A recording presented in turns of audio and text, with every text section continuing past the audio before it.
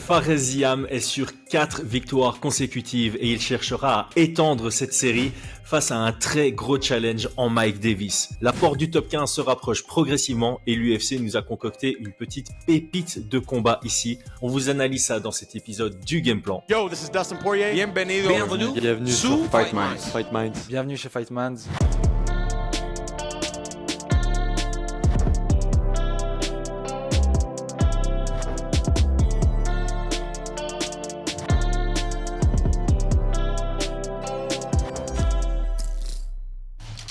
Paris sur le MMA avec Unibet. Quelle sera l'issue du combat? Une soumission? Un KO?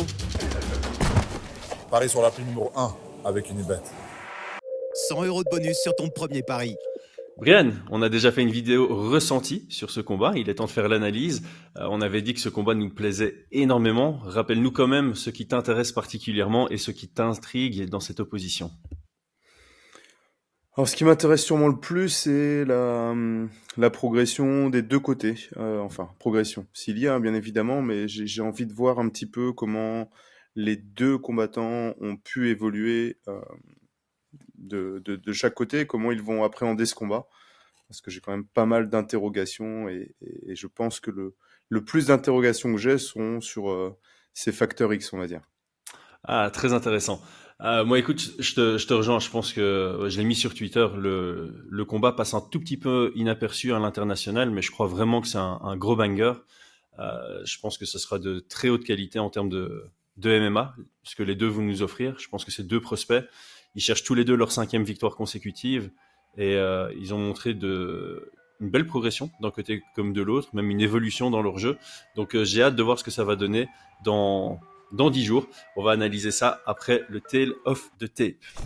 Mike Davis est 56e au classement Fight Minds, majoritairement dû à sa faible activité. Il est à 11 victoires pour 2 défaites dans sa carrière professionnelle et à 4 victoires pour 1 défaite sous la bannière de l'UFC. Avec 7 victoires par KO et 2 par soumission, il finalise 82% de ses adversaires. Notre Fares Ziam est 16e au classement Fight Minds du haut de son palmarès professionnel de 16 victoires en 20 combats. Ce sera son 9e combat à l'UFC où il possède 6 victoires. Ses manières de gagner sont équilibrées, 5 KO, autant de soumissions et 6 victoires à la décision. Il finalise donc 62% de ses adversaires. Les deux sont grands pour la division, 1m84 pour Ziam, 1m83 pour l'américain, mais Ziam profitera d'un avantage de 7 cm d'allonge avec son 1m91. Le franco-algérien a un style plus mesuré, il va toucher 2,92 fois à la minute et encaisser 1,66 fois à la minute. Mike Davis est plus rentre-dedans avec 5,35 frappes données pour 5,75 reçues à la minute. L'engagement est également plus élevé dans le département de la lutte pour l'américain qui score près de 1 takedown par round avec 53% de réussite, ce qui sera testé face aux 67% de défense en lutte du côté de Ziam.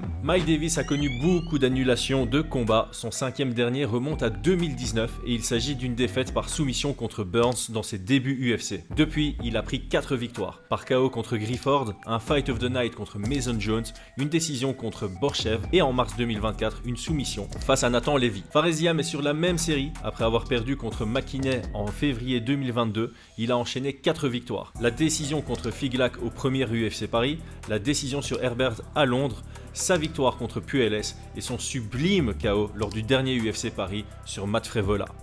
Alors pour une fois, je suis pas totalement d'accord avec les votes de notre communauté. On a 1800 votes et on a 90% pour Fares Ziam. Donc je pense qu'il y a une grosse partie qui a voté avec le cœur et une autre partie qui a voté par manque de connaissance de qui est Mike Davis. Et clairement, son problème, c'est qu'il a été très inactif. Peu de gens le connaissent, surtout que son seul et unique combat après 2022, c'était en préliminaire d'un des pires Fight Night de 2024. Donc il y a une forte probabilité que l'audience soit n'a juste pas regardé le combat, soit s'en souvient tout simplement plus. Donc on va donner à notre audience et notre communauté un peu de lumière sur le très solide client que va rencontrer Fares Ziam. Comment est-ce que tu décrirais Mike Davis ? Je pense que lui se décrit comme un combattant de MMA, le plus complet possible. On en a rapidement parlé, mais j'avais rapidement décelé qu'il y avait un passif de lutte, et effectivement, il a fait de la lutte universitaire. Donc ça se ressent. Et au début de sa carrière professionnelle de MMA, il a aussi entamé une carrière pro de boxe anglaise. Et ça aussi, ça se ressent. Donc c'est un gars qui est complet, qui pour moi a une bonne lutte, une bonne anglaise et qui peut varier, comment je pourrais dire ça. Je trouve plutôt bon défensivement. Mhm. Euh, il construit très peu sur ses combinaisons, par contre il cherche à vraiment taper fort. Ouais. Et puis physiquement, il a un physique assez incroyable dans sa catégorie. Il est Là, c'est le très premier très point que j'ai affûté, quoi. noté. C'est un ancien welterweight. Il est arrivé à l'UFC en welterweight et il a affronté Burns. Et depuis, il est descendu en lightweight. Ah, il est arrivé Euh, en welterweight? ouais. Parce que je crois que ses débuts pro, c'était pas en featherweight? Ah, c'est possible. En tout cas, il a fait une grosse montée et physiquement, il est impressionnant, hein. Il est salement affûté. Ça, c'est, Ouais. ça, c'est un truc. Donc, j'en parlais. Je trouve que son jeu a évolué, notamment entre Mason Jones et ces deux derniers. Contre Mason Jones, je le trouvais plutôt léger sur ses appuis, avec de très beaux déplacements. Ouais. Il favorisait la vitesse dans sa boxe, même si tu sentais quand même que sa boxe était percutante. Ah oui, oui. Mais aujourd'hui, sur ces deux derniers combats, en tout cas, il a un jeu un peu plus ancré. Il va plus ancrer ses pieds. Ses frappes semblent encore plus lourdes que précédemment. Et il y a une beaucoup plus grosse volonté de mettre son adversaire sous pression, alors que contre Mhm. Mason Jones, il était plutôt content de pouvoir un peu bosser de l'extérieur, d'essayer de l'absorber. Euh, Il avait pas tu trop le l'as, choix non plus, hein. il avait pas trop le choix, mais dans un sens, tu vois, ce genre de profil, je veux mettre la pression contre je veux mettre la pression, ça peut aussi fort se rencontrer au milieu. Alors, le combat était ultra Mm. engagé, mais Ouais. je voyais quand même voilà, Mike Davis qui était un peu plus axé sur le déplacement et moins je vais aller à la guerre, même si on en a eu une très belle. Donc ceux qui n'ont pas Mm. vu ce combat, encore une fois, Ouais, on ça vaut l'avait le déjà coup. dit pendant le ressenti, mais allez le voir. Et en fait, vous pouvez voir les 3 derniers combats de Mike Davis. Franchement, ce sont des pépites, hein. Moi, j'ai vraiment adoré pouvoir l'analyser. Tu l'avais dit dans la vidéo ressentie, toi tu le décrivais d'abord plus comme un grappleur-lutteur. Moi, j'avais voulu le décrire plus comme un gars complet parce que j'avais pas regardé les bons combats. Ici, j'ai revu son combat contre Nathan Levy et contre Borchev. Et effectivement, je pense qu'il va de plus en plus axer son jeu sur ses forces initiales, la lutte et le grappling, sans oublier qu'il a de quoi faire debout. Je trouve que sa lutte est excellente, surtout de manière réactive. Son sol est bon, il a des bons contrôles, bon ground and Mhm. pound, il sait très bien transiter. Je sais pas si tu as relevé des faiblesses, moi j'en ai 3. Alors, en faiblesse, ah, on n'a pas précisé, il est droitier aussi, chose Ouais, importante. Euh, ouais, alors moi, dans les petites faiblesses, j'ai noté la gestion d'énergie, que je trouve un ouais, peu meilleure, mais je pense que c'est quelqu'un qui euh, peut parfois être un petit peu trop généreux. ouais. Euh, voilà, et puis ça peut lui coûter cher au fur et à mesure que le combat avance. Ouais, moi, je l'ai noté, je sais pas si tu es d'accord avec ça, mais j'ai noté plus a besoin de temps de repos. Donc, on sent vraiment dans ses combats qu'il va Mm. mettre une grosse intensité et puis il a vraiment besoin de prendre 1 minute, 1 minute 30 avec un rythme très très léger. Bah, Mais attention, parce que quand il ouais, réaccélère sale. C'est ouais. vraiment ça. Il va prendre un temps de pause et puis tu crois que ça va être le déclin et qu'il va rester sur Ouais, ce mais c'est rythme-là. Et en fait, il réaccélère derrière et c'est comme s'il reprenait le combat de zéro presque. c'est vraiment le profil qui va avec son physique, tu vois, assez Ouais. explosif. Il a besoin d'un temps de recharge pour pouvoir relancer des mouvements explosifs, clairement, clairement. Mhm. Donc pour moi, ouais, c'est une réalité, ça reste exploitable. On le voit d'ailleurs hein, contre Mason Jones où il y a des moments où il est beaucoup en train de reculer, travailler avec ses mouvements de tête pour défendre. Et Mason Jones avance, avance, il combine. Et puis il y a un moment donné où il est capable de reproduire des frappes très puissantes et où il vient toucher Mason Jones et le remettre en difficulté, tu vois. Ouais. Donc ça, il faut Surtout avec l'avoir en tête. ce que Tarek Sendo aimait appeler le croisement le croisement de deux, esquive, crochet au corps, direct à la tête. Il a beaucoup placé contre Mason Jones. Ah, peut-être. Ouais. Mais ouais, ouais, peut-être, peut-être. Mais en tout cas, c'est le genre de profil où tu dois savoir que quand tu commences à le boxer un peu en volume, il y a un moment où il va relancer des grosses frappes et il faut être capable de désengager, il faut être capable de pouvoir exploiter ce genre de mouvement, tu vois. Ouais, ou alors avoir une mâchoire comme Mason Jones, quoi. Ouais, voilà. Parce qu'on se Et souvient alors, de cette anecdote, hein, Donovan de chez nous avait combattu contre Mason Jones et son premier feedback après le combat, c'est j'avais mal quand je le tapais. Genre, le mec a la tête dure, quoi. Il avait mal en le frappant tellement le mec était dur. Et je pense que c'est une anecdote que beaucoup d'adversaires de Dan Henderson avaient sorti. Genre, ça fait mal quand tu le frappes. Et Mike Davis a quand même réussi à faire très mal à Mason Jones, sans se faire mal au point, vraisemblablement. Et alors, la dernière chose, moi, que j'avais noté, c'est que ces mouvements de tête, à un moment donné, peuvent lui jouer des tours face à des bons jabbers, tu vois. Ouais. Je trouve que son système défensif est intéressant, mais tu peux pas miser que là-dessus, tu ne peux pas faire que ça. Mhm. Ça devient vite exploitable à un moment donné. Je sais pas ce que t'en penses, mais j'ai l'impression que c'est plus exploitable maintenant, qu'il est plus ancré dans le sol qu'avant. J'ai l'impression que son jeu est un tout petit peu plus stiff et que ses mouvements de tête sont moins accompagnés de footwork et donc sont un tout petit peu effectivement plus exploitables pour les adversaires. Donc il a un très bon head movement, hein, de très bons mouvements de tête défensifs et tout, mais je les trouve des fois un petit peu trop. Il va un petit peu trop spammer, un petit peu trop en faire et n'utiliser quasi que ça en défense. Et on l'a vu notamment contre Mason Jones où à un moment donné les jabs commencent à faire leur effet et ça devient difficile pour lui de pouvoir se remettre sur le pied avant et boxer, tu vois. Exactement. J'avais aussi noté qu'il était sujet aux low kicks et aux attaques au corps. Je pense que contre Borchev, il prend pas mal de low kicks. Contre Mason Jones aussi. Et alors les attaques au corps, je crois que c'est Borchev qui lui met quand même pas mal de crochets au corps.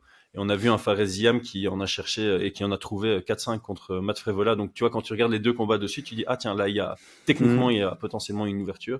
Et dernier petit point, ça c'est peut-être un détail, mais il a perdu pas mal de positions sur des fins de round. Alors je sais pas si c'est parce que c'est la fin de round, il sait qu'il le prend, il se dit je vais prendre un risque pour potentiellement finaliser. Donc en termes de scoring, c'est pas grave, mais ça peut lui coûter dans l'énergie. Et comme on l'a dit juste avant, il dépense tellement d'énergie que c'est pas un bon investissement de son côté. Et je crois que c'est arrivé vraiment sur la fin du premier round contre Levy, sur la fin du premier round contre Borchev, sur la fin du premier round contre Mason, il me semble. Donc ça lui arrive souvent vraiment de se précipiter sur quelque chose en fin de round et puis il perd la position et ça pourrait lui coûter cher ou en tout cas ça lui coûte dans son gas tank. Parlons de Fares Ziam juste après une courte pause. J'aimerais prendre un court moment pour remercier notre sponsor principal Unibet.fr. C'est grâce à nos sponsors que nous pouvons produire ce contenu et le mettre gratuitement à votre disposition en enlevant les ads sur les différentes plateformes. Unibet.fr est le site qui vous offre les meilleures cotes sur les combats de MMA. Au vu des dangers des jeux d'argent, on vous invite à vous inscrire uniquement si c'est avec une approche ludique et récréative. Budgétez et voyez ça comme une opportunité de vous renseigner davantage sur le sport qui vous passionne. Obtenez un free bet allant jusqu'à 100 € en passant par notre lien en description lors de votre inscription. Fares Ziam progresse énormément. C'est un peu la complexité à l'analyser, je trouve. C'est qu'il montre chaque fois un genre de nouveau visage meilleur que la fois précédente. Mais de manière générale, de manière macro, il est plutôt mesuré, réfléchi, très précis, sélectif debout, avec une bonne défense. 66% de réussite défensive, c'est énorme. Il y a très peu de déchets dans son jeu. Il travaille derrière un bon jab. Il répartit bien ses attaques sur les 3 niveaux. Jambes, corps, tête. Il a cette capacité, et ça on en avait déjà parlé, il a vraiment cette capacité à faire la différence debout et limiter, voire même annuler les séquences de lutte et grappling adverses, ce qui fait que même s'il est 1 minute 30 debout et qu'après c'est 3 minutes 30 au sol avec lui sur son dos, il va potentiellement prendre le round. Est-ce que tu trouves ça un bon résumé de son profil? Est-ce que tu veux ajouter quelque chose à ça? Non, écoute, on peut quand même rajouter qu'il est grand dans la division, hein. Ouais. Les deux le vraiment sont, hein. Donc dans le Tale of the Tape, c'est 1m84 contre 1m83. Ce qui va plus faire la différence, c'est au niveau de la longe qui est 7 cm à l'avantage de Fares. Ah ouais, je pense que son allonge, elle est vraiment intéressante. Je pense qu'il a un style. Alors ça, je pense qu'il faut l'avoir en tête, c'est qu'il a un style, j'ai envie de dire un peu plus européen, tu vois, un peu plus mixé avec toutes les influences qu'ont pu avoir la boxe thaï en Europe et puis que lui a pu avoir avec les différents coachs qu'il a eu. Donc je trouve qu'il travaille très bien avec ses coudes, avec ses genoux, donc avec des armes de grand. On en a déjà parlé, hein, dans sa défense de lutte, il a un passif de judo qui lui servent bien quand même. Et effectivement, il a une défense de lutte qui me semblait vraiment, vraiment efficace. Maintenant, j'ai mis un point d'interrogation là-dessus. Ça va me permettre de poser au-delà de tous les avantages. Moi, je relève quand même quelques petits défauts et je me questionne s'il va y avoir des ajustements, une progression qui va être faite sur ces points-là, tu vois. J'ai l'impression que la première progression qui a été faite entre son début de carrière UFC et son dernier combat, c'est plus d'ordre approche de la lutte. Je trouve que surtout en Europe et potentiellement en France, on avait des styles très striker grappleur, Ouais. à fort accepter le dos, ce qui est clairement problématique en MMA à l'ère actuelle. Et donc il y a un genre de déclic qui doit être fait en mode non, maintenant je vais mettre beaucoup plus d'énergie dans la lutte défensive plutôt qu'économiser mon énergie dans la lutte défensive pour pouvoir l'exploiter une fois que je suis sur mon dos. Et je pense que Fares a vraiment travaillé là-dessus. On le voit contre Frevola où il met de l'énergie dans la lutte défensive. Alors il se fait amener au sol une fois sur je sais pas combien de tentatives de Frevola. Mais je crois que ça fait partie de ces axes Bah, de sur la progression première, il se actuels. fait amener au sol, non? Ouais, mais ça, il a dû chaîner, tu vois. Il a forcé Frévola à J'ai pas eu chaîner, et l'impression, moi, hein. je pense sincèrement que t'aurais eu fait ce combat en premier ou deuxième combat de Ziam, il aurait été directement sur son dos, et que là, Frévola a dû utiliser de l'énergie pour amener Ziam au sol. Ouais, ouais. Moi, j'ai trouvé. Alors, je pense qu'il y a eu une belle évolution dans sa lutte quand il a commencé à faire ses camps aux États-Unis. Ouais. Je pense par contre que il va avoir du mal avec des lutteurs américains Bah, comme il ou a eu contre russes, hein, peu McKinney, quoi. importe, des lutteurs de formation. Mhm. On sent, dans tout cas, dans ce dernier combat, moi, ce que j'ai noté, c'est qu'effectivement, on voit des débuts de défense de lutte. Par exemple, contre Frévola, il va appuyer sur la tête, par exemple, et vouloir Mhm. chercher ce qu'on appelle un switch. Sur je sais plus quel combat, c'est un peu plus lointain, mais tu vois, genre Don Match, à un moment il prend une Kimura grip pour essayer, et puis bon, en fait il renverse, mais il perd la position. Et à chaque fois on a des débuts de défense de lutte, tu vois, qui Mhm. sont normalement effectives, mais qui échouent parce que euh, il a pas l'après, tu vois, il est dans Ouais. l'apprentissage encore. Ouais. Il est au début, on en a parlé encore la semaine dernière. On, on voit que le chemin est connu, mais qu'il n'est pas maîtrisé. Donc, par exemple, contre Frévola, quand il se fait mettre au sol, euh, il se place, il replace la tête au niveau du ventre. Normalement, tu fais une défense classique juste en appuyant sur la tête. Là, il veut partir sur un switch, mais un switch avec une tête intérieure qui est beaucoup plus complexe à obtenir. On se rappelle Dustin Poirier qui le rate contre Nurmagomedov, mais qui réussit à l'obtenir contre Islam. Et là, bah, là, ça échoue parce que bah, ça manque encore un peu de connaissance et de finesse, tu vois. Ouais, parce que les bons lutteurs ont ce chaining et cette patience dont on avait parlé aussi, le fait Bah, d'être ils ont ce patient training, sur. Ouais. ouais, ils l'ont déjà eu, et puis des fois il manque quelques petits éléments. Un placement de hanche, là je me rappelle sur la Kimura Trap, c'était le pied qui était mal placé. Là sur celui-là, c'est le bras qui est pas assez engagé, par exemple, tu vois. Mm. C'est plein de petits éléments, des petits détails qui font que effectivement il y a une progression, mais je pense qu'elle était vraiment en lien avec ces camps qu'il faisait aux États-Unis. Ok. Euh, Et là, par et, contre, contre Mike Davis, il faudra une grosse progression à ce niveau-là parce que et ben ça j'en Mike suis moins Davis, sûr. il. Ça, j'en suis Sérieux? moins sûr, tu vois, parce que, tu as pas les gars, tu peux pas faire de sparring avec des gars qui ont cette expérience de la lutte en France. Je ne pense pas. Ah, Euh, pardon, mais, je pensais que tu disais que tu étais moins sûr qu'il y avait une progression dessus. Moi, je disais, il faut qu'il y ait une progression dessus parce que ah Mike oui, Davis est le genre de oui, oui, il lutteur faut qui qu'il est y ait une capable progression, de. mais je Ouais. suis pas sûr qu'il y aura de progression Ok, ok, là-dessus. ok. Je t'ai pas. Enfin, Non, non, il n'y a pas eu Je pensais de. que tu allais me rassurer en disant, oh non, Mike Davis, ça lutte. Non, non. Pour moi, Mike Davis, c'est Ah non, le Mike meilleur Davis. lutteur qu'il va affronter. Ah ouais, ouais, ouais. Et donc c'est pour ça. Donc dans mes Factor X, je pense pas qu'il soit parti aux États-Unis pour s'entraîner. J'ai pas regardé, mais j'ai l'impression que ouais, ça a été fait Mm, mm, mm. exclusivement en France. Dites-nous en commentaire si on se trompe et qu'il y a eu une partie du camp aux États-Unis. Donc c'est Euh, vrai que dans les points, moi dans les points négatifs, la lutte, sa défense de lutte face à des lutteurs américains ou russes m'inquiète ouais. clairement. Je pense qu'elle sera pas suffisante. Elle est largement suffisante face à des Européens. Il nous l'a montré grâce à son judo, à sa patience, à sa capacité à coller la cage, tu vois, et renverser. Mhm. Par contre, face à des lutteurs américains, dans le scramble, je pense que ça va être plus compliqué. Je trouve qu'il y a une mauvaise gestion de l'espace qui peut m'inquiéter face à Mike Davis. On Dans les l'a vu scrambles ou debout? debout. On l'a Debout. vu reculer, se retrouver régulièrement derrière la ligne noire, tu vois. Ouais. Et malgré les flaps, s'il désengage, il se replace pas directement. Donc Mhm. ça, c'est une amélioration que j'espère voir parce qu'elle risque de coûter cher face à un Mike Davis. Ouais.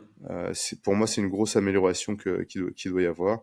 Et au sol, tu l'as dit, c'est plutôt plutôt bien pour maintenir, conserver, tu vois. Mais euh, bah voilà, hein, Mais ouais. il y a déjà eu Pour, une défaite au sol. Les premiers échanges contre Matt Frevola, ben, la papillon avec le double overhook, ben, pour moi, il reste questionnant, tu vois, de chercher à renverser avec un double overhook, ça n'existe pas, tu vois. Donc voilà, moi j'ai des inquiétudes vraiment sur cet aspect-là. Lutte, sol. ouais. Face à ce profil Ouais, c'est qui ça. est Mike Face à ce Davis. profil, clairement, ce sera testé. Hein, et je pense que, à moins qu'il y ait un finish rapide du côté de Ziam, je pense que Mike Davis ne va pas attendre trop longtemps pour Non, tenter sa première non, ramenée non. au sol. Ouais. Et puis moi, j'avais aussi noté un petit truc, c'est qu'on a vu Ziam dans un registre plus agressif contre Frevola que précédemment, plus entreprenant aussi. Oui, Je pense que il doit trouver encore un juste milieu. Parce là il faut pas que qu'il vienne avec ça, hein, pour moi, hein. voilà. Donc Je ici, je pense pense que ouais. qu'il va devoir rediminuer son rythme. Ça lui conviendra mieux dans ce combat contre Mike Davis. Mais je trouvais ça intéressant de voir que il a été capable d'ajuster, d'adapter son style habituel pour le profil de Matt Frevola. Alors, est-ce que c'est parce qu'il était à l'UFC Paris? Est-ce que c'est parce qu'il a été influencé par les gens qui disaient qu'il finalise pas ses combats? Ou est-ce que ça faisait partie de sa stratégie? Je sais pas, mais j'ai trouvé ça intéressant de le voir dans un registre plus agressif et que ça fonctionne pour lui. Bah écoute, si on peut faire un lien là-dessus, je trouve que de temps en temps, il a eu tendance à surengager face à Frevola dans le premier round. On l'a vu Ouais. avancer, envoyer des frappes très puissantes et complètement casser la distance, être beaucoup plus proche Mhm. sur des crochets, crochets arrière, je crois, ou un uppercut arrière.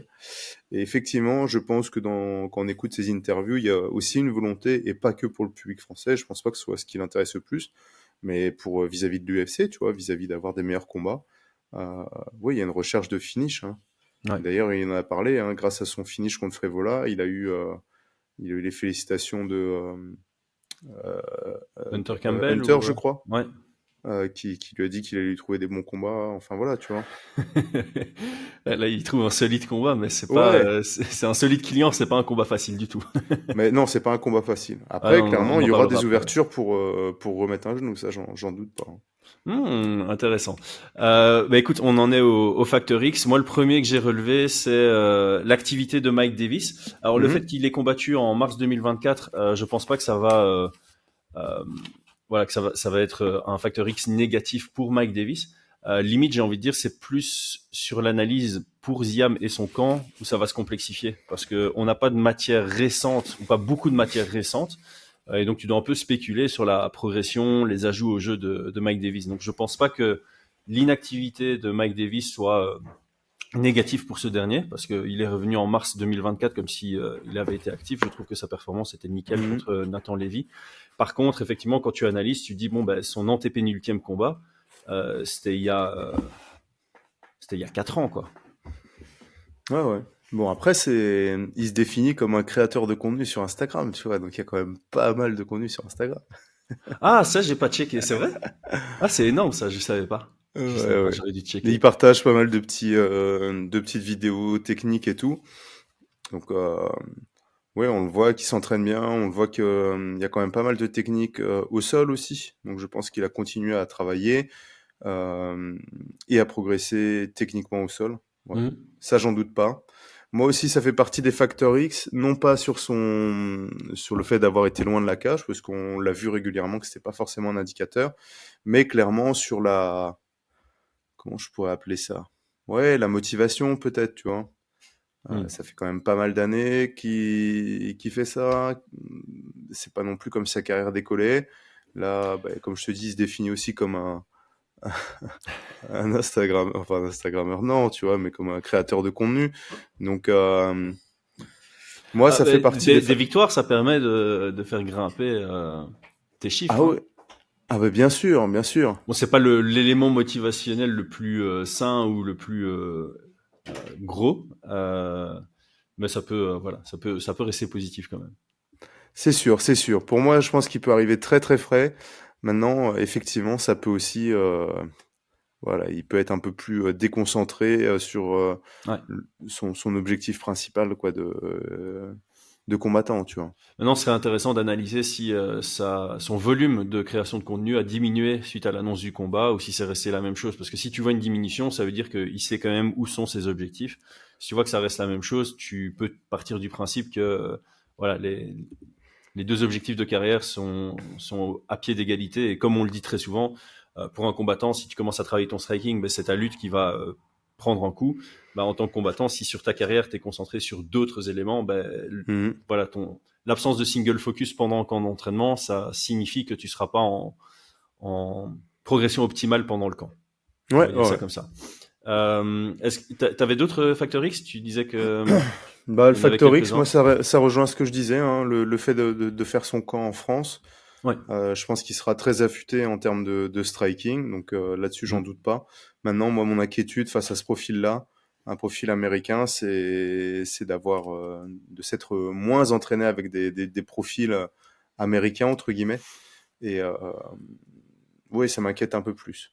Parce que, attends, si on regarde contre qui là, euh, tu vois, c'est sur ces à part Matt Frevola où il a été mis au sol pour moi et où il a montré que la lutte américaine était assez problématique, mais Matt Frevola pour moi il s'est quand même bien cramé sur ce premier round. Mhm. Mais sur ces 4 derniers combats, on a 2 Européens et un que depuis LS, il est d'où lui? Euh, Pérou, si je dis pas de Et un bêtises. Péruvien, Jiu-Jitsuka, tu vois. Ouais, ouais, ouais.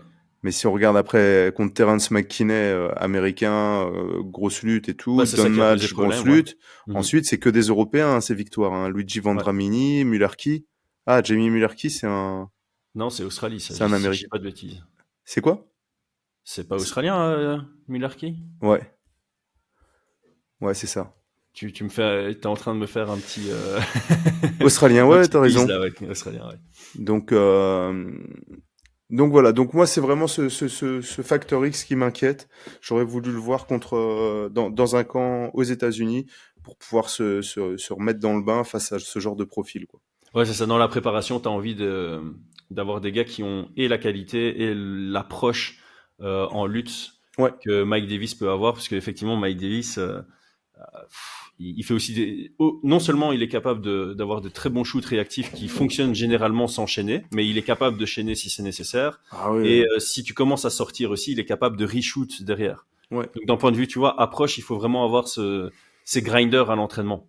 Ouais, ouais. Et comme tu le soulignes, c'est plutôt rare. Je vais pas dire que c'est impossible, mais c'est plutôt rare à trouver en France ou compliqué à trouver en France ou enfin France/Europe, hein, des gars qui ont cette approche autant ouais, grinding de chercher jusqu'au moment où il atteint son objectif, quoi. Ah ouais, Il y a ouais, je beaucoup plus de pense. resets dans notre approche à nous. Il y a beaucoup plus de resets. T'essayes, ça rate, bah tu reviens en striking parce que ça reste ton domaine de prédilection. Et puis tu reshoot derrière. Et si ça passe Mm. pas sur ta première tentative, c'est plus ce mindset-là qu'on a ici. Ouais, voilà. Et c'est vrai que par exemple, la lutte anglaise, bah, comme on l'a déjà dit, c'est plutôt une lutte à la cage, tu vois. Ouais, et très technique. Ouais. Peut-être moins physique. Enfin, les Anglais quand même. Il y en a certains qui sont très physiques. Donc, j'ai même pas envie de dire moins Si, physique, mais mais c'est plutôt très technique à la cage, comme si ouais, c'est c'était une ça. nouvelle discipline. Ouais. Tu les verras très très peu aller lutter à l'ouvert ou ce genre de choses, alors que Mhm. les Américains, moi, je les trouve un peu moins bons à la cage, à part Eke. Ouais. Mais par contre, effectivement, quand ils sont dans les jambes ou que ça doit travailler, ils sont bons, tu vois. Effectivement, effectivement. Mm. Parlons stratégie. Pour moi, la base des game plans d'un côté comme de l'autre, c'est qu'on a, comment j'appellerais ça, un point commun mais opposé. Donc l'un comme l'autre doit chercher à forcer son propre rythme. On est grosso modo sur du x2 en termes de volume. Donc Ouais, Mike Davis debout, il envoie 2 fois plus, et il cherche à envoyer 2 fois plus que Fares Ziam. Donc par défaut, juste avec une analyse statistique, Davis doit essayer d'imposer son intensité, son rythme habituel, ce qui pourrait du coup submerger Ziam. Et à l'inverse, Ziam doit mettre en place des stratagèmes pour limiter cette activité, ce qui pourrait sortir Davis de son jeu, le frustrer et l'amener à faire des erreurs. Et alors, deuxième élément que je vais appeler communément opposé, tu l'avais dit, il faut un peu aborder ce combat comme une opposition de style. On va partir du principe que l'avantage de Davis, c'est dans le département du grappling, et l'avantage de Ziam est debout. Est-ce que c'est une bonne base pour les game plans d'un côté comme de l'autre? bah écoute, sur le premier point, je te rejoins à 100%. Moi, j'avais pris les stats aussi, et j'avais remarqué bah, ce gros différentiel, et j'avais effectivement noté que pour du côté de Fares, il fallait calmer le rythme, Mhm. l'emmener de son côté. Euh, Et pour Mike Davis, ouais, pour moi, ça va être le travail en pression, le volume, le Hmm. cadrage, je pense. Et puis, bah, effectivement, la lutte et grappling, ground and pound, je pense que c'est là qu'il doit aller.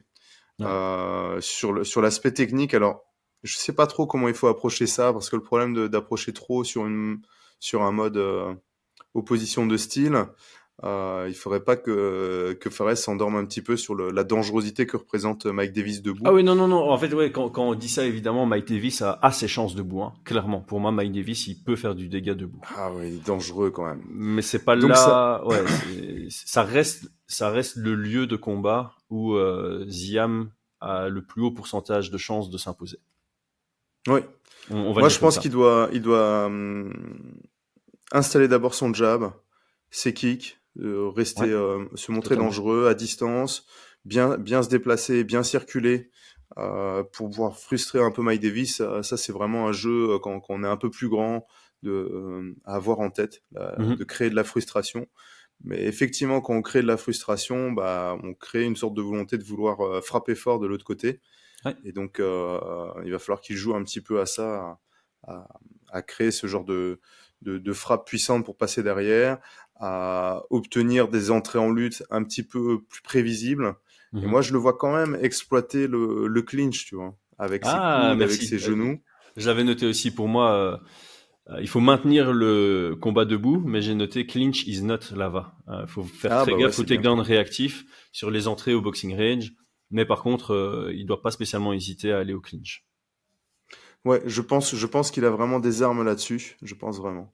Euh, s'il doit mettre au sol, j'ai pas trop envie de le voir aller de manière proactive chercher les takedowns. On sait qu'il est capable de mettre au sol. Enfin, moi, je suis Mm. persuadé qu'il est capable de mettre au sol Mike Davis. Il a pu approuver son niveau en lutte. Il a un très bon niveau en lutte. Mais j'ai peur que ça soit quelque chose de très énergivore. Ouais. Et on l'a vu bah, sur certaines amenées au sol. Pour moi, c'était laborieuse, pas dans le sens négatif, mais voilà, où il a fallu utiliser beaucoup d'énergie pour mettre au sol. Mhm. Et ça, je pense qu'il a plus intérêt à travailler au clinch avec ses coudes, avec ses genoux, euh, menacer une guillotine par exemple, puis aller tranquillement avec une défense de Mike Davis, puis aller dans le dos, ce genre de choses. Mhm. Pas de vouloir descendre avec. Je sais plus si c'est contre Frevola où il est parti chercher un IC, un high crush où il a Oui, soulevé oui, comme oui, ça. oui, ouais, ouais, deux fois, hein, deux fois. Deux fois, c'est Ça passe deux fois. Ouais. ouais, c'est des belles techniques, mais c'est assez énergivore, surtout qu'il est parti d'assez bas, je crois, hein. Ouais, et je vais rajouter à ça que moi j'ai mis comme élément clé d'être capable d'accélérer sur les moments de récupération de Davis, Ouais, tout en donc restant voilà. très lucide, Mm. mais ça signifie d'avoir voilà cette approche énergie dans le combat. Ouais. Il faut pas trop que je me fatigue parce qu'il y aura des moments cruciaux Mm, sur lesquels mm, je vais devoir accélérer et je ne pourrai accélérer que si à ce moment-là j'ai suffisamment d'énergie que pour produire cette accélération. Ouais, je suis d'accord. Je suis d'accord. Et donc voilà, comme moi j'avais noté, hein, bosser les low kicks parce que bah, tu l'as dit, hein, mais il est très sujet au low kick.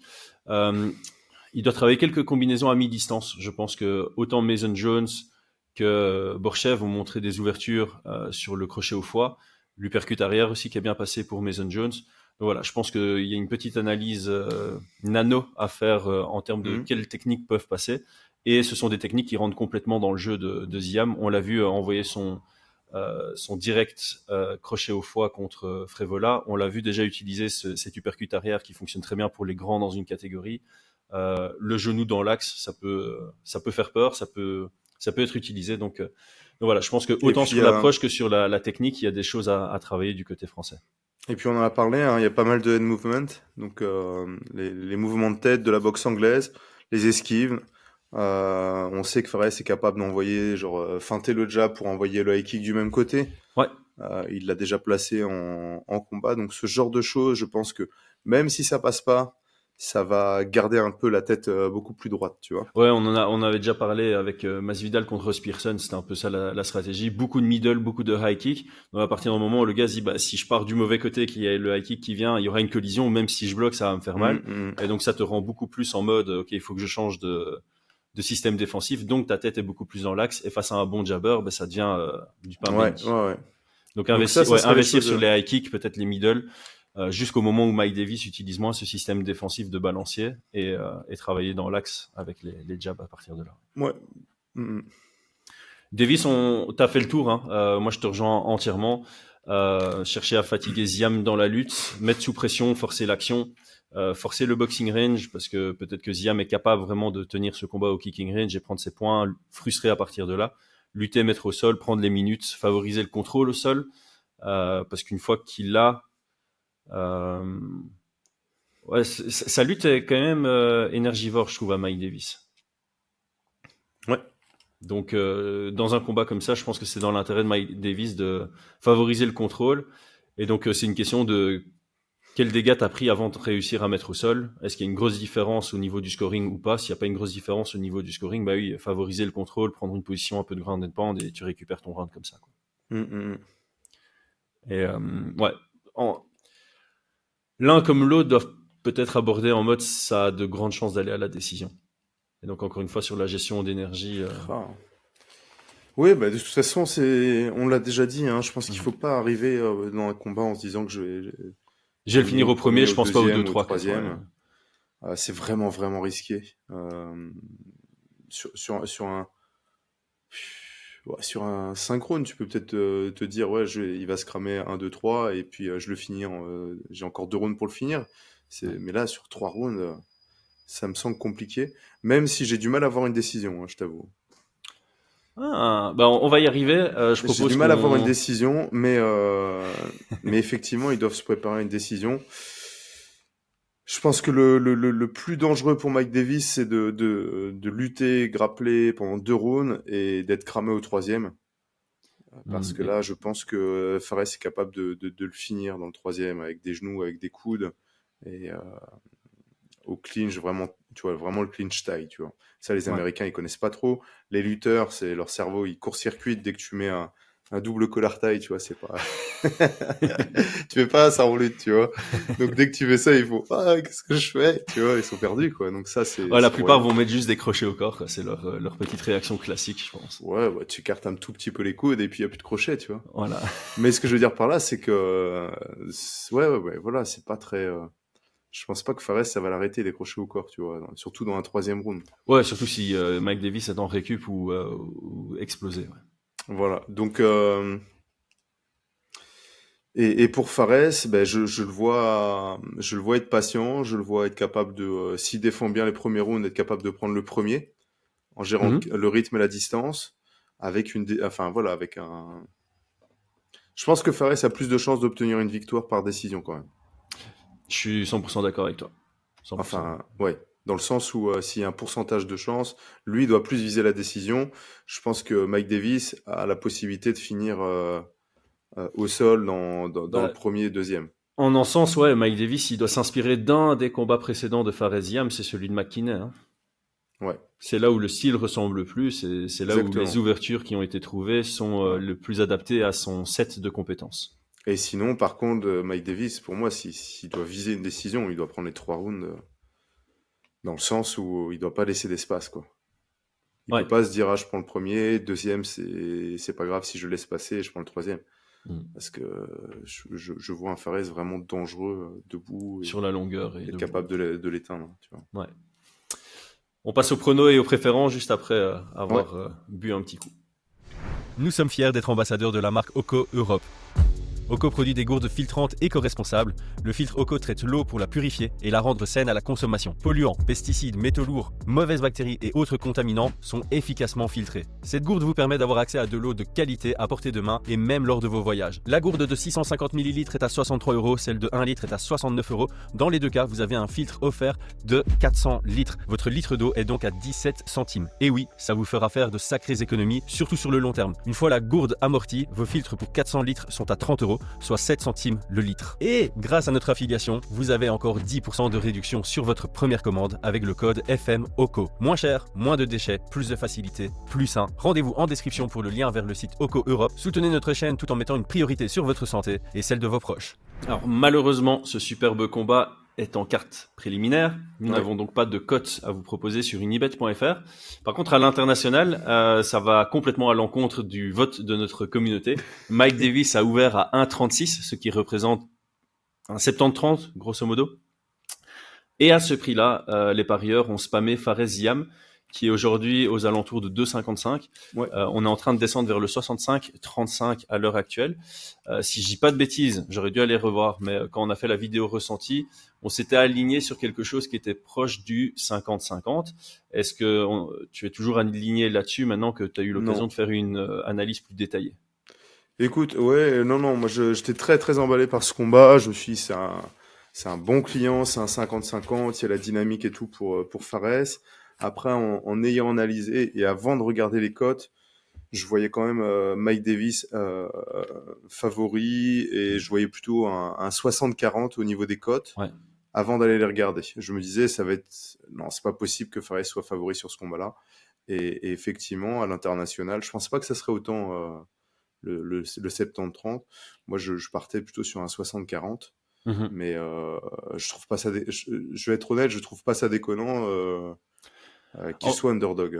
tu sais quoi, Autant. j'y réfléchissais hier et je me rends compte que très souvent, les cotes de Paris, quand il y a un combattant qui a plus de chemin de victoire, et ce que j'entends par là, c'est, on l'a dit, Mike Davis peut faire du travail debout contre Mm. Ziam, et là où on pense que la différence de niveau est la plus grande, c'est dans le département de la lutte et du grappling, Mm. à l'avantage de Mike Davis. Donc il y a ce côté plus complet qu'on a pu voir entre Oumar Nurmagomedov et Merab Dvalishvili. C'était un peu ça. Mhm. Les gens voyaient Oumar pouvoir s'imposer en lutte, mais en plus debout, c'est lui qui devait avoir un gros avantage. Du coup, les cotes étaient Mm. ultra séparées. Mais ici, c'est un peu le même cas de figure, j'ai l'impression, où on voit que Mike Davis peut ennuyer Fares Ziam là où il est très bon. Et en plus de ça, il y a une différence à son avantage sur papier en tout cas, là où Mike Davis est très bon. Ouais, ouais. Et c'est pour ça que, ouais, au final, j'étais un peu choqué quand je voyais que ça est ouvert à autant, mais sur cette dynamique narrative, je me suis dit, ouais, en un sens, ça se justifie. Ça se justifie, oui, ben voilà, exactement. C'est ce que j'ai pensé ce matin. Que ça se justifie, parce qu'effectivement, après analyse, si on m'avait demandé les cotes, j'aurais vu quand même Mike Davis et en plus de chemin et plus Voilà. favori sur ce combat-là. Et je te rejoins, par contre, ça reste un peu sévère. Je suis pas choqué. Je trouve que ça reste un peu sévère. Après avoir fait une analyse plus poussée, je te rejoins plutôt sur le 60-40 aussi. Mhm. Pronostic? Oh bah, pronostic, moi je vais pas. Je vais pas pronostiquer contre Fares, hein, clairement. Mais bon, voilà, 60-40, euh, s'il gagne ce combat-là, clairement, il aura fait des très très beaux ajustements et Ouais. on va dire que ça va être vraiment ma préférence. Euh, vraiment ma préférence, bien évidemment, hein, qui gagne ce combat pour pouvoir continuer. Euh, ça serait une grosse performance, clairement. Automatiquement. Ouais, moi, je Ouais, pense ouais, ouais. qu'une C'est victoire ici de pas. Ziam, c'est énorme. Mais voilà, les cotes de Paris le prouvent. Quand tu rentres dans un combat et qu'on te donne entre 30 et 35% de chance à Oui, l'international, si tu gagnes, c'est que tu es venu avec la bonne stratégie et que tu as fait une belle prestation, automatiquement. ouais, ouais. Donc voilà ma préférence. J'aimerais pouvoir le voir être capable de. Un petit peu tout ce qu'on a dit, d'avoir un bon game plan, d'être un petit peu moins, je vais pas dire agressif, mais surengagé un peu moins Mhm. sur certaines de ses frappes, être encore plus létal et puis venir. Ce qui me plairait vraiment, c'est qu'il arrive un peu à annihiler sa lutte, tu vois, Ouais, ça, annihiler ce sa serait très, lutte, très avoir beau. bien étudié son adversaire, comprendre comment il fonctionne, et puis le battre, ça serait vraiment euh, ma préférence. Ouais. Écoute, je te rejoins. J'aime bien le fait que tu dises il faut pas le voir surengagé dans ce combat parce que quand tu surengages contre Mike Davis, tu te retrouves sur ton dos. C'est aussi simple que ça. Mm. Comme on l'a dit, sa lutte réactive est exceptionnelle.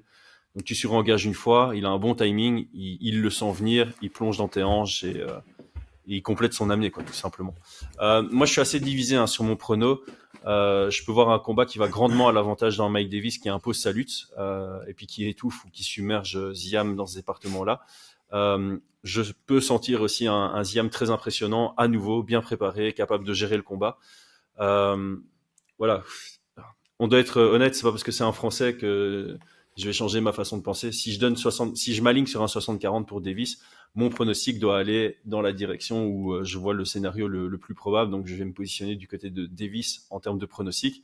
Par contre, ma préférence, ce serait un tout premier 30-27 unanime pour Ziam à l'UFC. Bon, s'il n'y avait pas eu le finish contre Matt Frevola, je pense que ça allait dans cette direction-là. Mais il n'a pas encore eu le 30-27 où les 3 juges lui donnent les 3 rounds. Dans chacun de ses combats, il y a à chaque fois un ou deux juges qui va mettre le 29-28, ce genre de choses. Donc, je trouverais ça cool que face à une telle opposition, il soit capable de prendre les 3 rounds de manière unanime. Ça, ce serait tu préfères ma pas un préférence. finish pour Fares? Oui, En mode, j'étais des fiers, là, arrête. Ouais, non. Bah, honnêtement, il sort d'un très très beau finish contre Frevola, donc il a prouvé mais qu'il ce en était serait- capable. Ici, on lui donne entre 30 et 35% de chances de gagner. S'il s'impose par 30-27 en étant ultra convaincant, je trouverais ça incroyable déjà. Alors oui, encore une fois, le finish au 3e round, ce serait la cerise sur le gâteau. Moi, je préférais un finish, clairement. Même Ouais, ok, ouais. une guillotine, tu vois, avec un seul bras, ça me plairait énormément parce que, comment dire ça? Il a perdu qu'une seule fois par soumission, Mike Davis, dans sa carrière, c'était contre Burns, donc ce serait quand même pas mal de se dire, ok, on est 2 à l'avoir soumis, c'est Burns et moi. Ouais, non, je pense pas qu'il puisse faire du Burns parce que Burns était largement au-dessus Ouais. en termes de grappling et en termes de lutte, mais plutôt une soumission, tu vois, si t'as un adversaire qui cherche à te mettre au sol, il passe une guillotine un peu modifiée, il réussit à l'étrangler, il a des longs bras, des longs mains, ça me plairait bien parce que ça rajouterait un petit peu dans le narratif de dangerosité Ouais. pour la suite de sa carrière, tu vois. Et en fait, je me suis complètement gouré. J'avais dit que c'est un ancien welterweight parce que je l'avais vu affronter Burns, mais c'était à l'époque où Burns était lightweight. Donc c'est Ouais, pas un mais ancien non, il était à welterweight. 66 à la base, hein. Ah ouais, c'est un ancien Il a featherweight. commencé Ouais, à 66 ses combats, il a fait quelques combats à 72 ou 72, et puis après il est monté à 70, Ouais, 70. mais à culpa, j'ai fait. Je savais en plus que Burns c'est un ancien lightweight, mais je pensais qu'en 2019 il était déjà chez les welter. Donc, mais à Ouais. culpa, il a jamais D'ailleurs, été. c'était un chouette combat hein, qu'il a fait contre Burns. Enfin, les deux, j'ai vraiment bien aimé regarder ce combat à nouveau. Ouais, et en fait, mais tous les combats de Mike Davis, parce que tu regardes ce qu'il a fait au Dana White Contender Series contre Sodiq Youssouf, très chouette combat aussi à regarder. Franchement, non, ça va être en termes de. Ah ouais, Voilà, c'est ça. Ziam, il a montré qu'il offre une. C'est comme ça que je le dis, moi. Ziam, il offre une très bonne qualité de MMA. Je trouve que ses combats, c'est de la qualité. Et Mike Davis, c'est vraiment que des chouettes combats à regarder, donc ce combat ne peut être Ouais. que sympa. Avant d'arriver à l'UFC, il combattait à 66 kilos. Et en arrivant à Ouais. l'UFC, il est monté de KT. C'est fou ça, hein. C'est rare Ouais, d'avoir alors. ce... Attends. Ouais, c'est vrai.